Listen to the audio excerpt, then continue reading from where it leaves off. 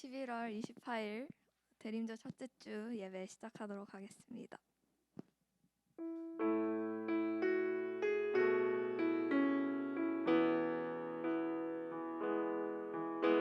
주선한 능력으로 안으시네 그 크신 팔로 날 붙드시네 절망 속에도 흔들리지 않고 사랑하는 주 얼굴 구하리 이전의 괴로움 날 에워싸고 나는 길을 걷는다 해도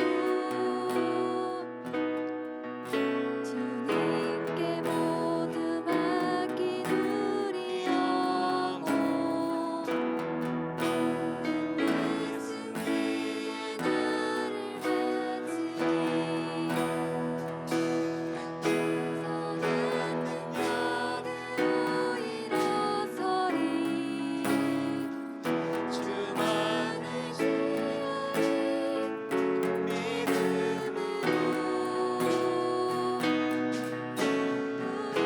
우리 안에 주 오실 그날 영광의 새 날을 맞이하리 주님이 마신 고난의 쓴 잔을 우리도 감사하며 받으리 주님의 남은 고난 채워가며 예수와 복음 위에 살리라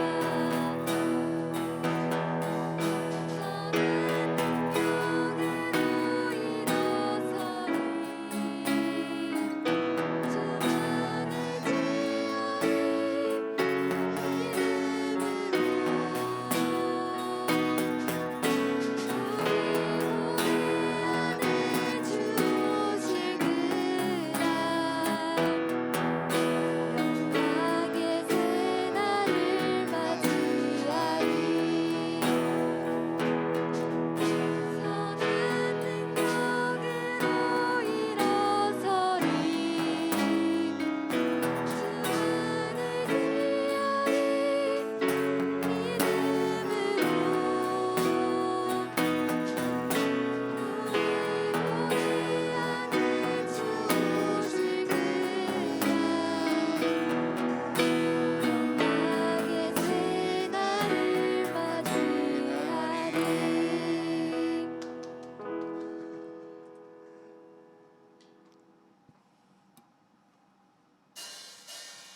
내가 매일 기쁘게 설레기를 하는 주의 발이 나를 안보하리요 내가 주의 큰 복을 받는 참된 비결은 주의 영이 함께하리라 내가 매일 기쁘게 설레기를 하는 주의 발이 나를 안보하리요 내가 주의 큰 복을 받는 참된 비결은 주의 영이 함께하리라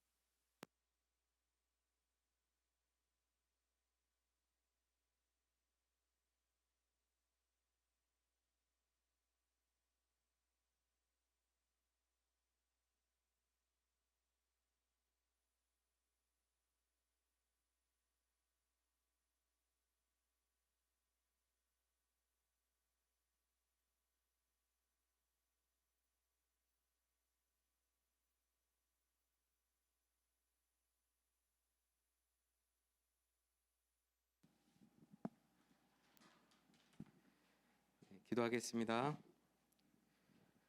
영광과 존귀를 받으시기에 합당하신 거룩하신 하나님, 독생자 예수 그리스도를 통하여 우리를 대속하시고 영원한 생명의 길을 열어주심을 감사드립니다. 오늘은 대림절 첫 번째 주일입니다. 평강의 왕으로 이 땅에 다시 오실 예수님을 기다리며 촛불을 밝혔습니다. 자신을 태워 어둠을 밝히는 촛불처럼 저희도 주님께 최선을 다하여 우리가 섬기고 또 주님이 오시는 그날에 저의 모습이 부끄럽지 않기를 원합니다. 하나님 아버지, 이제 2021년을 마무리하는 12월이 다가옵니다. 남은 시간 주님을 더 알아가고 주님을 더 사랑할 수 있도록 도와주옵소서. 중등부를 위해 사랑으로 수고하시는 부장님과 권사님, 선생님들을 기억하여 주시고 찬양으로 섬기는 홀틴스와 또 예배드리며 주님께 영광을 올려드리는 모든 학생들에게 주님의 위로와 평강, 하늘의 신령한 복을 내려 주옵소서. 예수님의 이름으로 기도드립니다. 아멘. 이제 다 함께 사도신경으로 우리의 신앙을 고백하겠습니다. 나는 전능하신 아버지 하나님, 천지의 창조주를 믿습니다. 나는 그의 유일하신 아들 우리 주 예수 그리스도를 믿습니다. 그는 성령으로 잉태되어 동정녀 마리에게서 나시고 본디오 빌라도에게 고난을 받아 십자가에 못 박혀 죽으시고 장사된 지 사흘 만에 죽은 자 가운데서 다시 살아나셨으며 하늘에 오르시어 전능하신 아버지 하나님 우편에 앉아 계시다가 거기로부터 살아있는 자와 죽은 자를 심판하러 오십니다. 나는 성령을 믿으며 거룩한 공교회와 성도의 교제와 죄를 용서받는 것과 몸의 부활과 영생을 믿습니다. 아멘. 오늘 우리에게 주신 하나님의 말씀은 누가복음 21장 25절에서 36절까지의 말씀입니다. 여러분과 제가 한 절씩 교독하고 마지막 절은 함께 읽겠습니다. 1월 성신에는 징조가 있겠고 땅에서는 민족들이 바다와 파도의 성난 소리로 인하여 혼란 중에 곤고하리라. 사람들이 세상에 임할 일을 생각하고 무서워함으로 기절하리니 이는 하늘의 권능들이 흔들리겠음이니라. 그때 사람들이 인자가 구름을 타고 능력과 큰 영광으로 오는 것을 보리라. 이런 일이 되기를 시작하거든 일어나 머리를 들라. 너희 속량이 가까웠느니라 하시더라. 이에 비유로 이르시되 무화과 나무와 모든 나무를 보라. 싹이 나면 너희가 보고 여름이 가까운 줄을 자연히 아나니 이와 같이 너희가 이런 일이 일어나는 것을 보거든 하나님의 나라가 가까이 온 줄을 알라. 내가 진실로 너희에게 말하노니 이 세대가 지나가기 전에 모든 일이 다 이루어지리라. 천지는 없어지겠으나 내 말은 없어지지 아니하리라. 너희는 스스로를 조심하라. 그렇지 않으면 방탕함과 술 취함과 생활의 염려로 마음이 둔하여지고 뜻밖의 그날의 덫과 같이 너에게 임하리라. 이날은 온 지구상에 거하는 모든 사람에게 임하리라. 함께 읽겠습니다. 이러므로 너희는 장차 올 이 모든 일을 능히 피하고 인자 앞에 서도록 항상 기도하며 깨어 있으라 하시니라. 아멘. 오늘 이 말씀을 통해 주님이 주시는 은혜가 여러분과 저에게 넘치기를 기원합니다. 오늘은 기도하며 깨어 있으라 라는 제목으로 말씀을 나누겠습니다. 여러분에게 몇 가지 단어를 좀 제시할 텐데요. 이 단어를 보면서 공통된 하나의 단어를 한번 추론해 보세요. 농부, 소풍, 메시지, 영화개봉, 성탄절. 어린 왕자가 보이죠? 4시 온다면 3시부터 행복할 거야. 한 단어인데 어떻게 얘기해야 되나요? 3글자로 된 한 단어에. 진석이 알아? 맞아요. 힌트를 주기 전에 맞췄어요. 자, 농부는 기다리죠. 여러분 소풍도 기다리고 친구에게 메시지를 보내면은 답을 기다려요. 영화 개봉되기를 기다리죠. 예. 어린 왕자 생각하면 알 거예요. 4시 온다면 3시부터 깊어질 거야. 이 기다림에 대한 이야기였어요. 어떻게 알았어? 진서가 그래요. 자, 오늘은 대림절 첫 번째 주일입니다. 대림절 외에도 우리는 대강절 또 강림절이란 단어를 사용하는데 똑같은 의미입니다. 기다림이 시작되는 첫 번째 주일인데요. 이 대림절은 성탄절을 앞두고 4주 동안 이 땅에 오실 예수님을 맞이하기 위하여 경건한 마음으로 준비하는 기간입니다. 이 대림절은요, 오다라고 하는 저 단어 보이죠?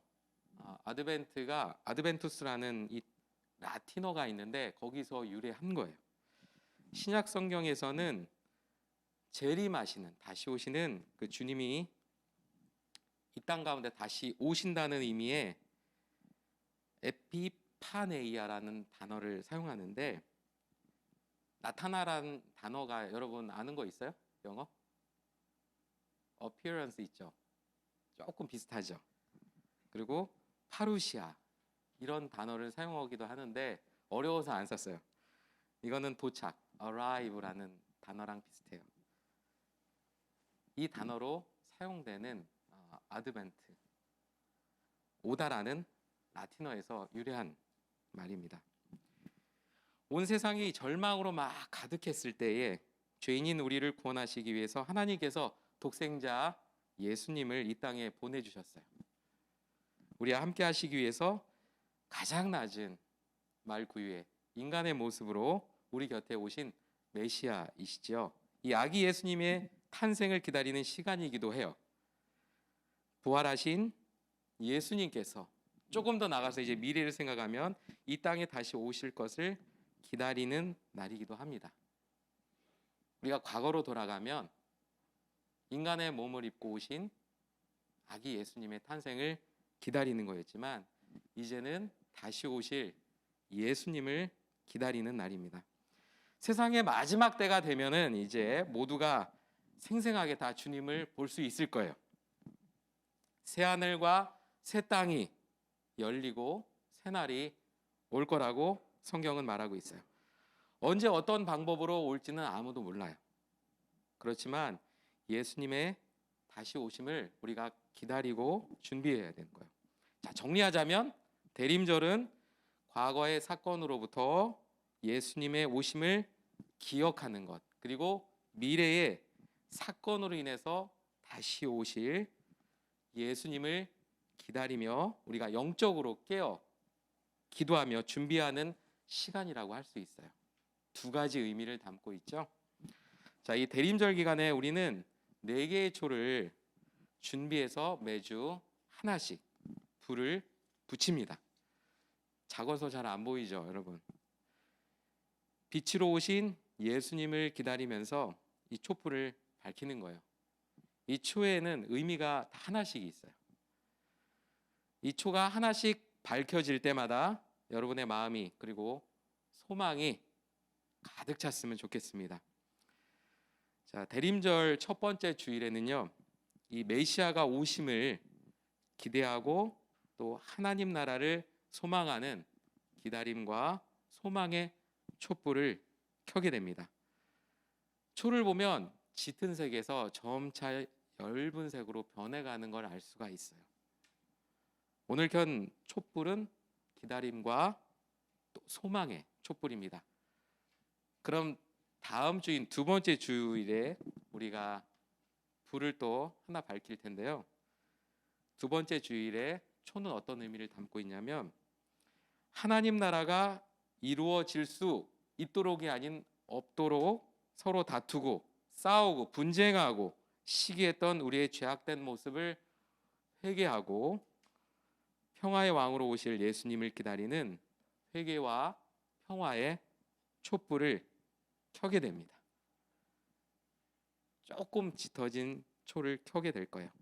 자, 그러면 첫 번째 주는 소망의 촛불, 두 번째 주는 평화의 촛불, 세 번째 주일에 우리가 켜게 되는 초는요, 예수님의 사랑으로 주일을 돌아보면서 도움이 필요한 사람, 어려운 사람들, 이분들에게 예수님의 사랑을 나누고 실천하면서 서로 기쁨으로 예수님을 기다리는 기쁨의 초를 켜게 됩니다.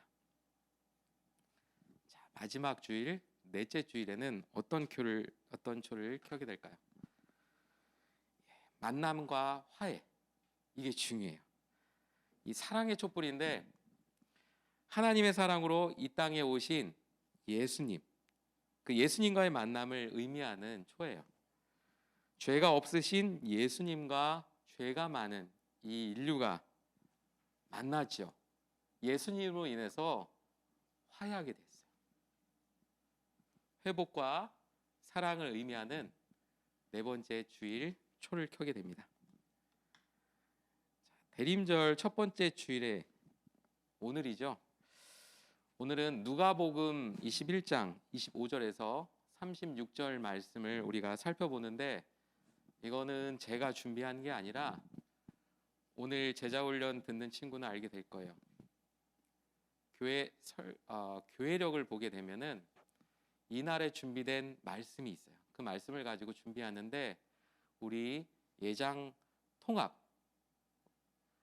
우리가 속한 예장 통합에서는 3년을 중심으로 해서 이렇게 바뀌게 돼 있어요. 올해는 누가복음 21장 25절에서 28절까지의 말씀으로 우리가 준비를 하게 됐는데요.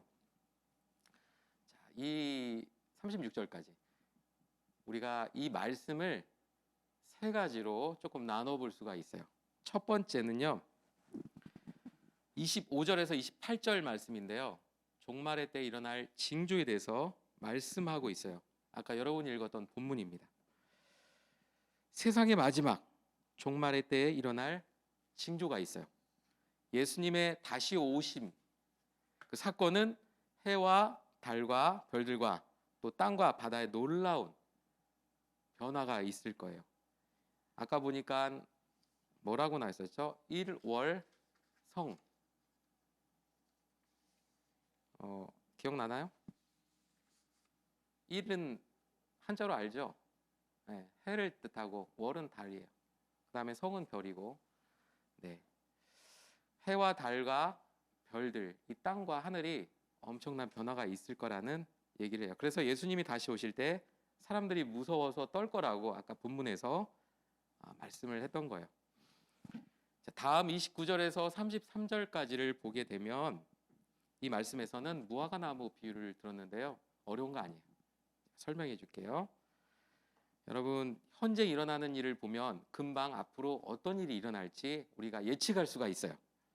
자, 여러분, 나무를 잘 살펴보면 계절의 변화를 알 수가 있어요. 이 자연의 순환을 알 수가 있는데, 조금만 싹이 돋아나면 곧 따뜻한 봄이 오겠구나, 여러분 알 거예요. 아주 연한 이 나뭇잎이 나왔다가 조금 짙어지면 이제 곧 더운 여름이 시작되겠구나, 이걸 알 수 있다는 거예요. 자, 그래서 30절에서 31절 말씀을 보게 되면은 싹이 나면 너희가 보고 여름이 가까이 온 줄 알리라라고 말씀하신 거예요. 무화과 나무의 잎만 보고서도 계절을 예측할 수 있는 것처럼 지금 세상에 일어나는 일들을 보면 다양한 사건이 있죠. 여러분들, 막 끔찍한 사건들이 많이 있어요. 이 사건을 보기만 해도 하나님 나라의 도래가 얼마 남지 않았구나라는 것들을 우리가 예측할 수 있다는 거예요. 쉽게 알 수 있다는 이야기예요. 그렇게 비유를 들어서 설명해 주셨어요. 그리고 세 번째 34절에서 36절까지의 말씀을 보면 다시 오실 예수님 이렇게 적어놨는데요. 세상의 종말, 세상의 마지막 때에 다시 오시는 예수님을 기다리는 우리의 자세에 관해서 성경에 기록되어 있어요. 자, 오시는 예수님을 기다리는 우리들의 자세는 어때야 할까요? 반성하고 또 자제해야 하라는 그런 말씀이에요. 우리의 말과 행동을 주의하고 또 몸과 마음을 살피며 조심하라고 하셨어요. 여러분, 술 안 마시지만 성경에는 방탕과 술 취함과 생활의 염려 등으로 마음이 완악하지 않게 하라고 기록되어 있어요. 자, 그렇다면 예수님이 다시 오심에 대해서 우리는 어떻게 하라는 것일까요? 이게 중요해요. 28절 말씀입니다. 함께 읽을게요. 시작. 이런 일이 되기를 시작하거든 일어나 머리를 들라 너희 속량이 가까웠느니라 하시더라. 아멘. 그래요. 이 세상의 종말과 예수님의 다시 오심은 어떤 사람에게는요 심판이 될 거예요. 또 어떤 사람에게는 구원과 기쁨의 소식이 될 거예요. 여러분과 저에게는 구원의 기쁜 소식, 또 기쁨과 감격의 소식이 되었으면 좋겠는데 그렇게 될 거라고 믿습니다. 여러분이 평소에 열심히 공부하고 선생님께서 숙제를 내줄 거예요. 숙제를 시간에 맞춰서 잘 했다고 한번 생각을 할게요. 그런데 여러분 주변을 딱 보니까 공부 안 하는 친구들 있죠. 선생님이 내주신 숙제 검사 안 하는 것 때문에 숙제 안 하는 친구들 분명히 있을 거예요. 그리고 평소에 열심히 공부 안 해요. 왜냐하면 며칠 날 시험 볼 거니까 준비해라 이런 얘기 안 하면 안 하잖아요. 그렇죠? 걱정도 하지도 않고 숙제도 미루고 이런 친구들이 있을 거예요. 그렇게 시간이 꽤 지나갔어요. 갑자기 선생님의 마음이 바뀌어서 어느 날 여러분 지금부터 책상에 있는 다 가방에다 집어넣으세요. 그리고 시험을 볼 겁니다. 이러면 여러분 얼마나 당황스럽겠어요. 그렇죠? 이 시험과 이 숙제 검사가 어떤 친구에게는 심판 같을 거예요. 잘 준비한 친구에게는 기쁨과 감사의 시간이 되겠죠. 우리들도 마찬가지예요. 예수님이 다시 오실 때까지 우리가 몸과 마음을 조심하고 깨끗한 생각과 정결한 생활로 예수님을 맞이해야 돼요. 자, 이제 죄와 사망의 노예인 우리에게 자유를 주시고 또 구원하기 위해서 우리에게 오시는 예수님을 맞이할 준비를 우리가 어떻게 하면 좋을까요? 자, 대림절은 영적으로 우리가 깨어 있어야 하는 기간이라고 얘기했어요. 34절에서 35절 말씀을 함께 읽었으면 좋겠습니다. 시작. 너희는 스스로 조심하라. 그렇지 아니하면 방탕함과 술 취함과 생활의 염려로 마음이 둔하여지고 뜻밖의 그날이 덫과 같이 너희에게 임하리라. 이날은 온 지구상에 거하는 모든 사람에게 임하리라. 아멘. 자, 예수님의 오심을 기다리는 사람은 모든 일에 조심해야 돼요. 예수님이 오실 세상의 종말은 노란색 글자와 같이 덫과 같이 온다고 했어요. 덫에 걸리는 짐승이나 사람은 그러면 안 되겠구나. 이 걸린다는 사실을 알고 걸리는 사람은 아무도 없을 거예요. 조심하지 않다가 순식간에 이 덫에 걸리게 돼 있어요. 여러분도 세상에 많은 덫이 여러분을 기다리고 있을 거예요. 여러분이 의도하지 않아도 그 덫에 걸려서 우리는 실족한다고 하는데 하나님을 멀리하고 이렇게 예쁘게 예배드리고 찬양하던 친구들이 어느 날 하나님을 부인하고 저기 세상 속에서 오히려 예수님을 믿는 우리를 미워하는 일들이 종종 있을 거예요. 여러분들은 그것들을 아마 보게 될 거예요. 목사님도 많이 봤어요.